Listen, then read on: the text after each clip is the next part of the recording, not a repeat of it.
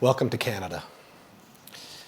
For those of you who have been here before, you know that this is the part where I lay out big global issues and the threats that we face together as a community of democracies. And then I talk about how, if we all work together, the world will be a safer place. And then I move on to welcomes and thank yous. This year, I'm just jumping to welcomes and thank yous.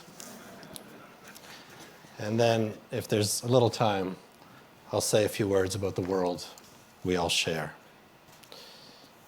Minister Blair, ministers, members of Parliament, members of the congressional delegation, distinguished officers, ladies and gentlemen, colleagues and friends, my name is Peter Van Praagh, and on behalf of everyone on my team who worked so hard to bring the 16th annual Halifax International Security Forum to life, welcome to Halifax.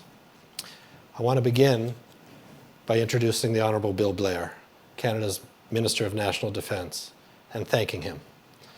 Before entering politics in 2015, Minister Blair served the people of Toronto for over 39 years, starting as a beat cop in downtown Toronto and rising to Chief of the Toronto Police, overseeing the largest municipal police service in Canada and one of the largest in North America.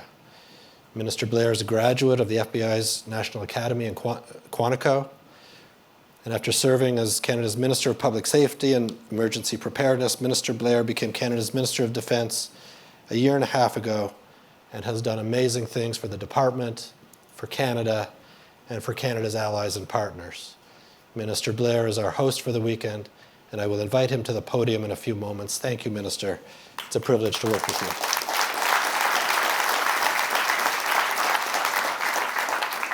With Minister Blair is Minister Joly. Canada's Minister for Foreign Affairs is here. Welcome, Minister. I'm so glad you're able to make it.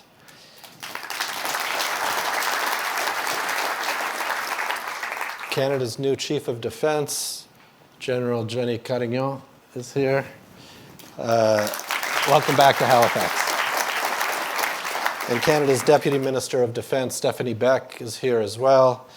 Welcome back. Minister Joly, General Carignan, Deputy Beck, these Canadian leaders at the top of national security and international affairs are an inspiration to girls and women in Canada and around the world seeking careers in politics, diplomacy, and the military. Thank you, each of you, for your inspirational leadership.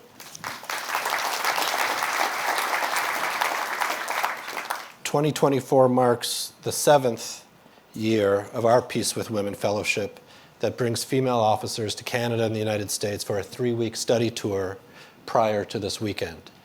With us are officers from the UK, France, Denmark, Netherlands, Germany, Sweden, Australia, the US, and Canada.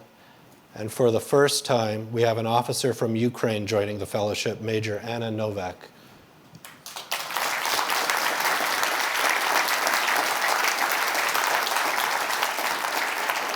Included in our program are efforts to nurture this important international network with return invitations to Halifax International Security Forum every November. This year, we have 19 alum from past years. We have a total of 32 fellows or alum with us this year, and we are proud of this program, and Michaela Tucker and Kimberly Whitehead, who lead it, and you will hear more about the fellowship directly from the fellows on Sunday morning. Fellows, welcome to Halifax. Last year, to mark our 15th anniversary, HFX launched 15 at 15, Youth Building Democracy, a global contest for 15-year-old students to make a 15-second video about one positive change they want to see in the world 15 years from now. The winners this year are Ananya from India, who was not able to make the trip, but with us are Bennett from Little Rock, Arkansas, Tavia from Jamaica, Katerina and Sophia from Ukraine, and Yiting from Taiwan. Congratulations, and we will watch all the winning videos Sunday morning.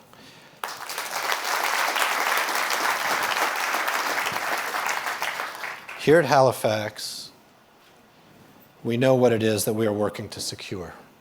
Halifax International Security Forum is the most consequential meeting of its kind, anywhere in the world because we deliberately link democracy with security. It is our guiding principle. Without democracy, there is no real security.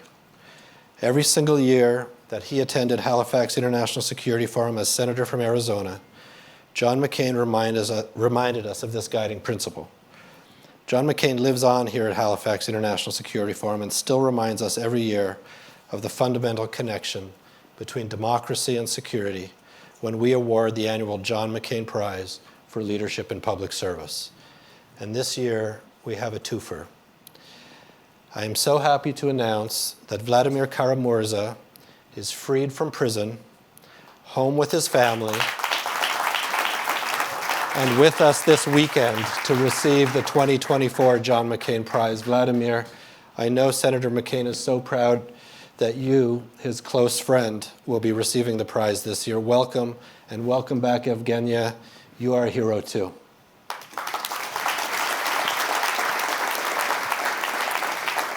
As well, Dr. Tsai Ing-wen, President of Taiwan from 2016 to just 6 months ago, an international icon for freedom and democracy, is here with us to formally receive her 2020 John McCain Prize that we only now have the honor to give her in person and to learn directly from her.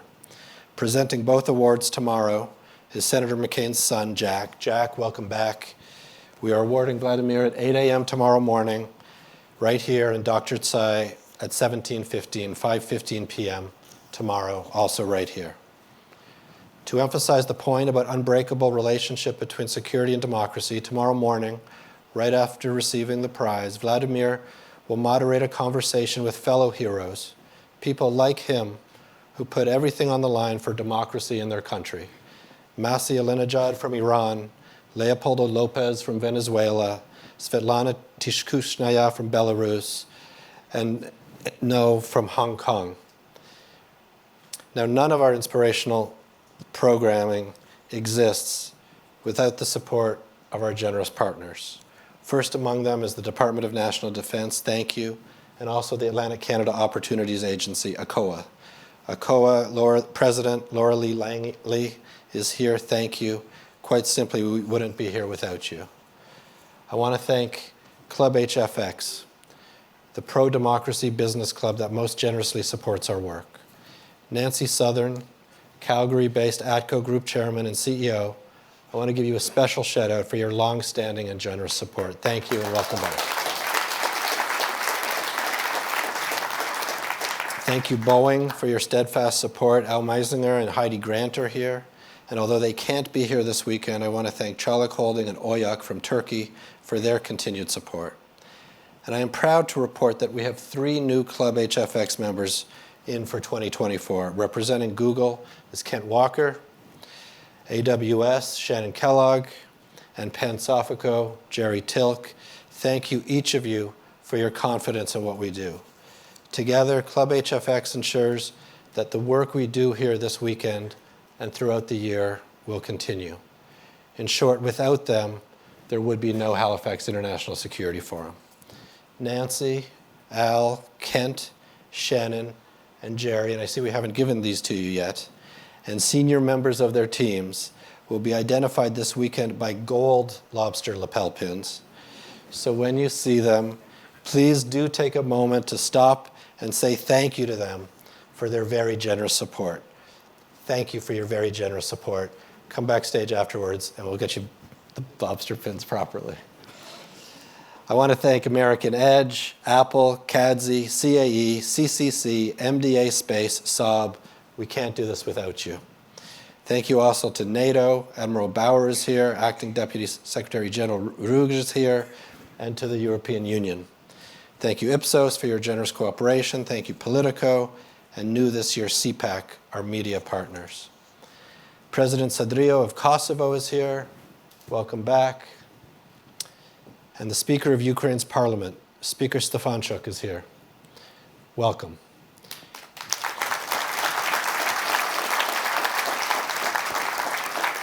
In the Ukrainian system, the Speaker is the #2 official in the government after President Zelensky. Speaker, we are proud to have you. Thank you for everything you are doing to protect all of us from Russia's aggression.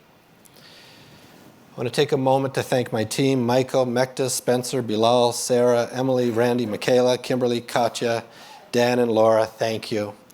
And the chair of our board of directors, Canadian icon, Professor Janice Stein. U.S. Ambassador Mark Lippert is our vice chair. Janice, Mark, thank you for your leadership. Treasurer Amit Tachildiz, President Kalinda Grabar-Kitarovic of Croatia, Dr. Luis Rubio of Mexico, J.J. Omajua of Nigeria, and our newest board member, just this morning, appointed to our board, Dean Felk from the People's Republic of Northern California. Thank you, each of you, for your wisdom and guidance and support. We have the best board of directors. We also have the best team who put this weekend on for you. Please thank them when you have a chance.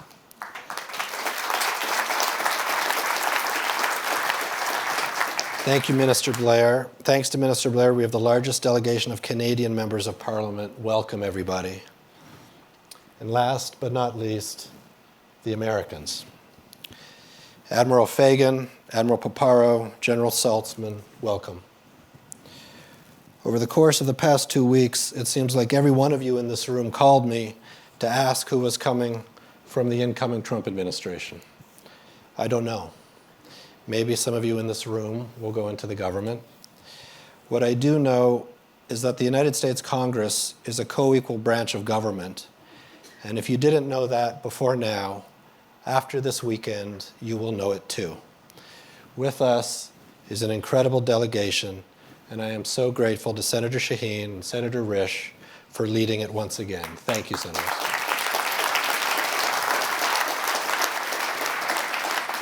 We look forward to honoring you this evening with our Builder Award. Senator Rounds, welcome back. It's so good to see you. Senator Kane, congrats on the win. Welcome back to a place where, yes, everyone knows your name. Senator Klobuchar, welcome for the first time. You might find the weather familiar, if not the food. And Representative and Senator-elect Kim, welcome. So glad you're here. Together, your delegation represents a so important voice at this moment, and we will all be looking to you to explain, really, what is going to happen next.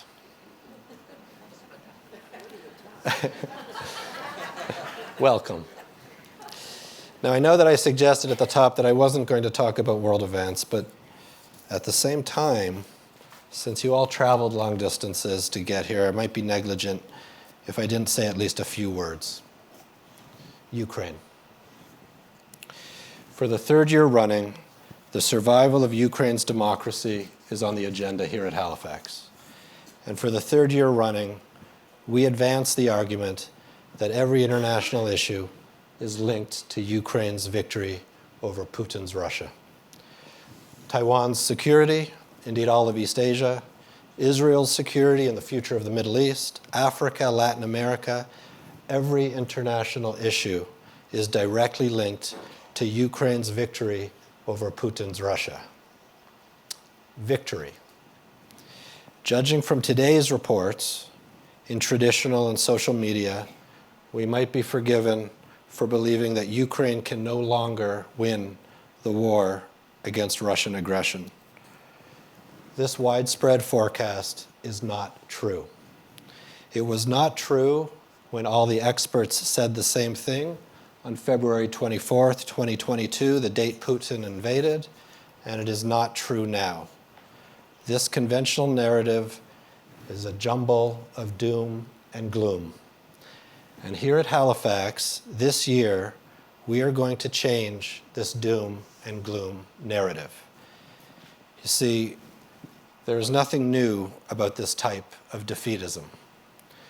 The dustbin of history is filled with leaders who have preferred to avoid conflict than to stand firm and fight for what is right. At the birth of the United States in 1776, loyalists to the British Crown said it was impossible for a new nation to successfully declare its independence from Great Britain, the most powerful empire on earth. Thankfully, being outgunned, outmanned, outnumbered, and outplanned, the phrase made famous by the Broadway musical Hamilton, did not stop American patriots from taking a stand, fighting for liberty. If George Washington had been swayed by the cowards of the time and had France equivocated and stopped supplying weapons and supplies to the American colonies at the very moment when the situation looked most dire, there very well might not be an independent United States of America today. In fact, in many ways, Ukraine today is fighting its war of independence. Similarly, in World War II, a more recent but no less consequential war, many observers believed, including in the United States, that Europe should simply surrender to Hitler and avoid the death and destruction that standing against his armies might bring. In addition to admiring many of Nazi Germany's policies, including inhuman anti-Semitism, these cowards argued against supporting European democracies, including Churchill's United Kingdom during the Battle of Britain, because German forces were larger and stronger, and the smaller European countries could not possibly win. Going as far back as David's slingshot, history is filled with the underdog winning battles that the experts said were impossible to win. The defeatists were wrong in World War II. The defeatists were wrong during the American Revolution. And those who say that Ukraine cannot win today's war against Russia are also wrong. But it is worthwhile to take a second to remember accurately how we got here. Somehow, the narrative on that became a little jumbled up as well. Today's conventional narrative suggests that Canada, the United States, Europe, NATO, the EU all became unified the moment Putin attacked Ukraine. This is also false. When Putin attacked Ukraine, the democracies were divided. The democracies only became unified when President Zelensky stood firm and showed the world that he was unmovable. It was only when President Zelensky famously said that he did not need a ride, he needed ammunition, did the democracies become united.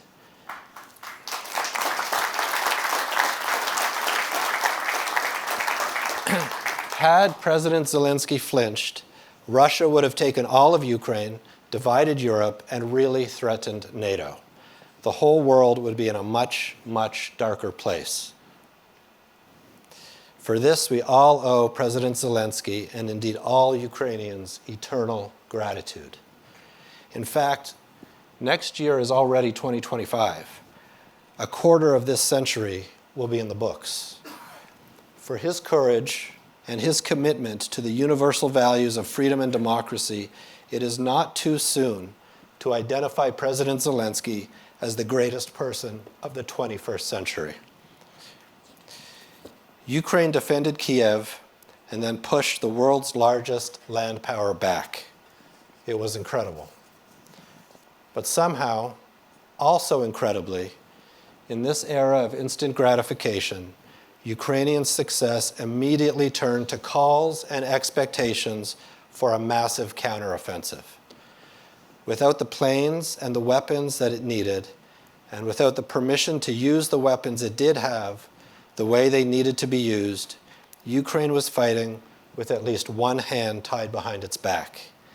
And then all of us were then told that there was no way Ukraine could win this war against the much bigger, more powerful Russia. We've just passed 1,000 days of war in Ukraine. 1,000 days of displacement, of missing children, of rape, of death. 1,000 days of terror. But we've also just hit 1,000 days of courage, 1,000 days of determination, 1,000 days of Ukrainian strength and Ukrainian resolve. If Ukraine is not exhausted after these 1,000 days, how is it even possible that its friends and allies say that we are tired. And now, to top it off, an old word is being tossed around loosely as if it is something new: peace. Peace is not a mere word. It is not a new idea. Peace is the goal. Peace is the highest aspiration of all humanity. Of course it is. At the same time, we have learned through war and sacrifice that the absence of conflict is not the same thing as peace. More often than not, the absence of conflict only means more and greater conflict down the road. The truth that we all know is that there can be no real peace until Russia is out of Ukraine. Putin has shown the world who he is. He is a dictator. He is a murderer. So let us not be fooled. There can be no real peace until Russia is out of Ukraine.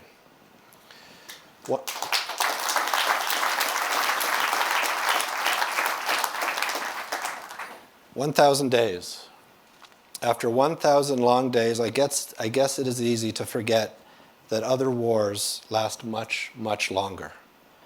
The American War of Independence lasted 8 long years, 1775 to 1783. World War II was fought for 6 brutal years before victory, 1939 to 1945.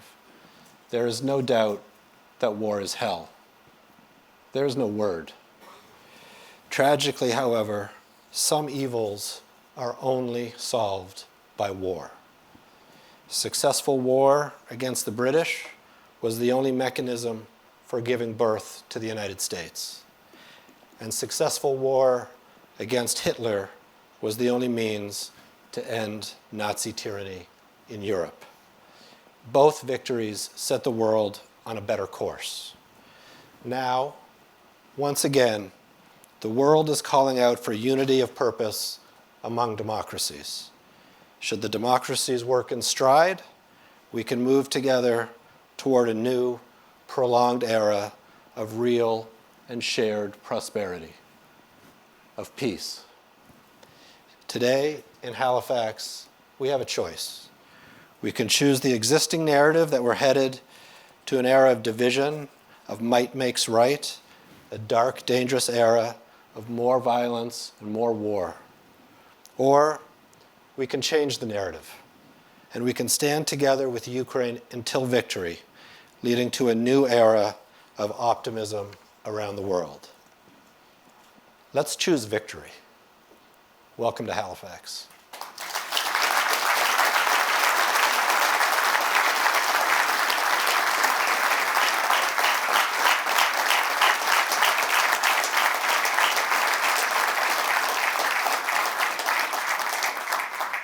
Thank you. It's my honor to welcome Canada's Minister of National Defence, the Honourable Bill Blair, to the podium. Minister.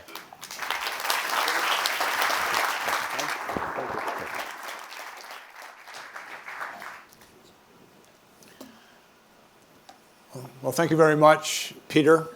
Always a challenge to follow you and with all of your passion. First of all, good afternoon, friends. May I also extend a warm welcome to all of you who have traveled here to Halifax. And today, we are gathered on the traditional territory of the Mi'kmaq people who have lived upon this land for generations.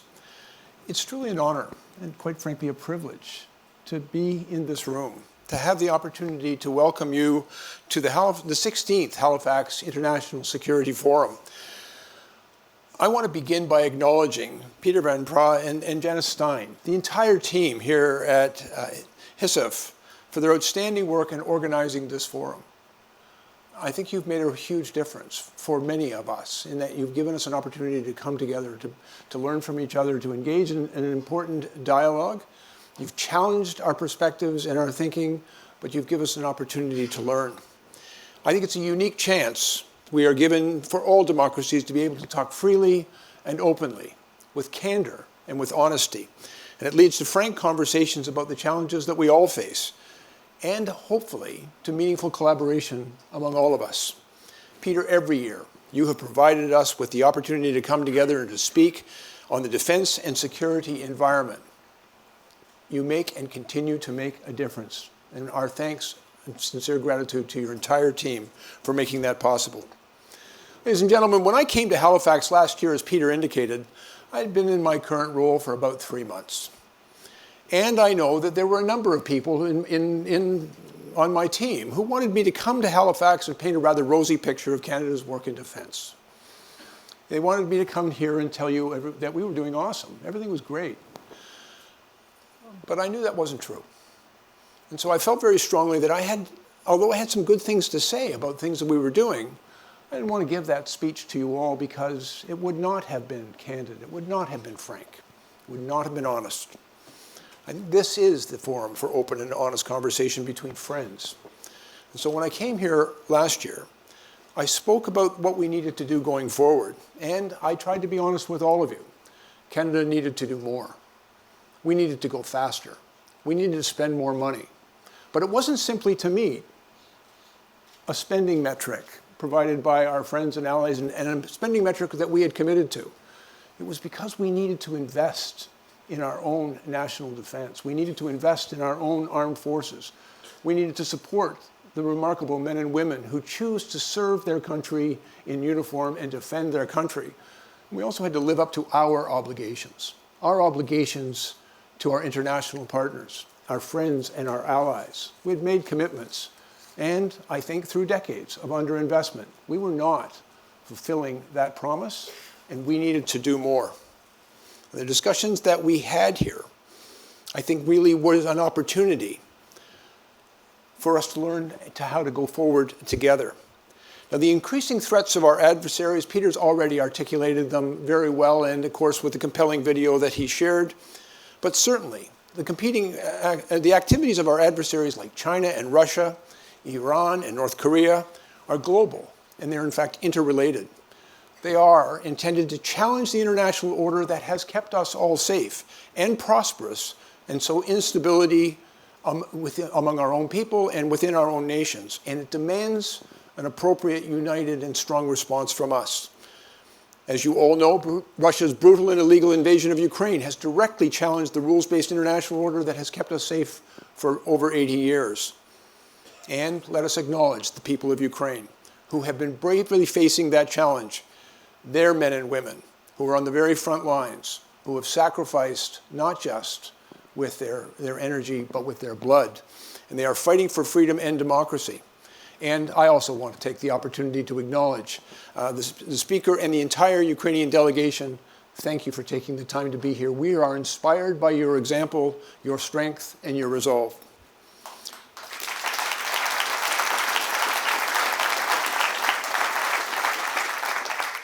You know, I've often heard about some of the challenges and concerns that were expressed about the state of NATO in the past. But I think the conflict in Ukraine and the inspiration provided by their leadership is perhaps the most undeniable value. They've demonstrated the undeniable value of collective defense. I believe the NATO of today, and I want to acknowledge the NATO leadership and the leadership of many of its participants. We are stronger today. We are more united. We are deeper united in our resolve. We're learning how to work together, and we are all collectively answering the call to do more and to do it together. I believe that Vladimir Putin's intent in 2022 was to weaken NATO, and I believe that he has failed completely in that effort. He has deepened our resolve to defend Ukraine and to work together. I want to acknowledge that, in particular, Secretary Lloyd Austin, America's Defense Secretary, for his remarkable work in bringing allies and partners together through the UCG, and also the leadership of NATO in helping us come together. Russia's threats to our collective security are extending well beyond their attack on Ukraine. They remain highly capable of projecting air, naval, and missile forces across Europe, as well as through the Arctic to threaten North America. And as we know, Russia is asserting its strategic dominance around the world through cyber intrusions, through global disinformation campaigns, funding armed, grouped, and terrorist organizations. And these actions not only threaten Europe and North America, but they are a challenge to NATO, and they are a challenge to all of our allies and our interests around the world. I think it's important to also acknowledge that China is also increasingly flexing its power and using its economic might to advance its goals of reshaping the international order. The development of new and disruptive technologies are rapidly redefining conflict and what it takes to be safe and secure. It's one of the reasons in my country we've undertaken the Indo-Pacific strategy, where we've made a promise to become a more reliable, dependable partner in that region. We have now undertaken a number of transits through the Taiwan Strait to uphold the important principle of freedom of navigation through international waterways. We do that with our allies. We do that with our friends. I think we demonstrate to the world that we're united together to stand up for those rules. And I think all of us working together is an important part of our efforts to counter China's growing influence in the region and globally. We're also challenged by climate change, and it's having a transformational effect on our threat landscape. And in our own Arctic, in Canada, we're finding our Arctic is warming at 4 times the global average, and it's becoming increasingly accessible. It's opening up economic opportunities, but it's also attracting the activities of non-Arctic states alike to share in the region's vast resources potential, and many of our adversaries are now paying attention, and they're seeking to exploit its strategic position. Our Arctic is a key part of our national identity, and we need to ensure its security and sovereignty. In our most recent defense policy update, which we released in April, we placed a huge emphasis for us on the Arctic because a strong presence there is required. You know, I often go to the Arctic, and what I heard from them there is Arctic sovereignty and Arctic security isn't occasionally a plane flying overhead or a ship sailing by when the water is out. And I said, okay, what do we have to do? It was rather startling. They said infrastructure. We need you to build highways. We need you to build fiber optic communications. We need power plants, water treatment plants. We need airports and runways. We need deep water ports. We need to invest in our community, and that's what our country has decided to do. Because if we want to maintain security, in our collective security in the Arctic, it means we have to be persistently and reliably present there, which means we're going to have to make huge new investments. And if we're going to operate in the Arctic in a defense capacity, we've got to build the infrastructure necessary there to support it and build a stronger relationship with the indigenous people and northern communities that live in that region so that we can be stronger together.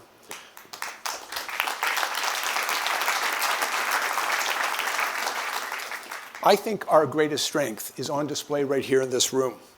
Our collective defense, our shared vision of a free and secure world adhering to shared and respected values. It's why we gather here at the Halifax International Security Forum. And I understand we may not all agree on everything, but as democracies, we share common values and a united desire for safety and security and our prosperity. And we should make no mistake about this. Each of our individual national prosperities and global prosperity for the entire free world depends on our shared security. It's that collective commitment to defense that has led to a stronger NATO and working in partnerships on common goals and challenges. And for example, in the face of China and Russia's push into the Arctic, we have recently formed the Northern Defense Dialogue with like-minded Arctic nations. We know that as that area becomes more accessible to our potential adversaries, as the Arctic melts and as it could easily potentially become the main point of transit between Europe and Asian economies of trade, we know that we need to work together to a peaceful and prosperous future for the region, one where international rules are respected and adhered to. And if I may also speak just briefly about our relationship with our closest ally, our friend, our neighbor, the United States. This is something that Canadians deeply value, and we have always depended upon that relationship. It's an unparalleled alliance, especially illustrated through NORAD, which is our binational military command that keeps a vigilant eye on North American airspace and our vast marine approaches. NORAD defends our countries against threats in the air domain, and it's why we are working in partnership with the United States to invest quite significantly in NORAD modernization. We're making a generational investment in order to ensure that we maintain the safety of our continent, and we are stronger because we do it together. But we're also strengthening our relationship with other partners and allies. And for example, We've been very much engaged in conversations with Australia, with whom we share a close bond founded not only in our history, but in our language. Perhaps there are differences between us because we don't feel exactly the same way about cricket. But we face common threats and adversaries, and we know that those common threats and adversaries are quickly developing new offensive technologies. The wars we've seen that have taken place in Ukraine and in the Middle East demonstrate the need to work together and to adapt and defend against these significant security challenges. And today, because I am a politician, I'm going to make a bit of an announcement, and I'm very pleased to announce that Canada and Australia have today signed an agreement to work together on researching emerging missile threats with a focus on countering hypersonic weapon systems. And under this new agreement, yes ma'am, under this new agreement,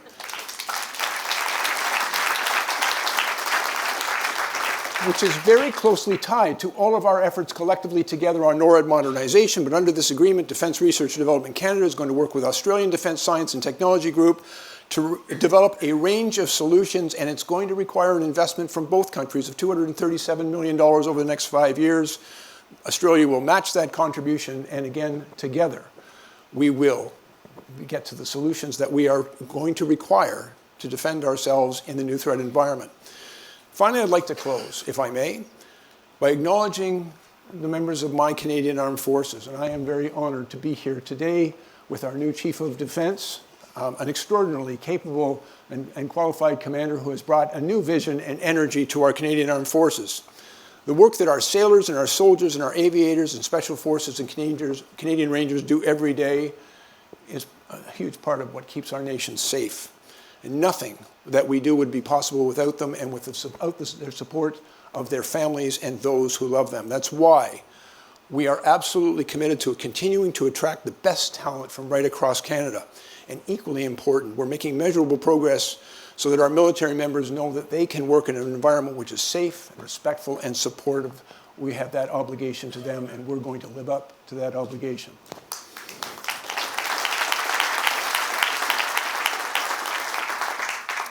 I think that's something I would like to actually have conversations with our friends in the room, because I think each of us is facing a huge challenge in reconstituting and making sure that we get the people, the right people, so that with the right skill sets and the right values to serve in our armed forces.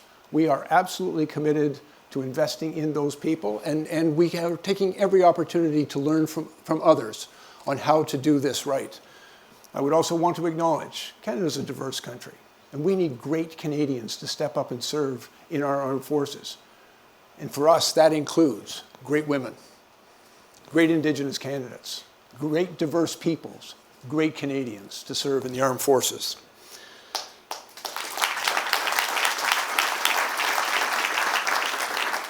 Last year, one of my purposes, as I've already acknowledged to you, that I came here with a purpose to tell you not only that we recognize we needed to do more, but that we would do more. And I think that I've got some good news to share, because we are doing more, and we are seized with a sense of urgency. I want to explore with all of you every opportunity to accelerate our work and to move swiftly forward on the path that we've put forward. And through our collective allies, with our efforts, our allies and our industry partners, we know we can do better, and we know we must do better. The interconnected nature of the world means that a threat to any of us is a threat to all of us, and particularly for those who share a commitment to freedom and democracy. So let us continue to learn from each other. Let's continue in these conversations. Let us be frank and candid and honest with each other. Sometimes it's very uncomfortable when you open yourself up to that candor.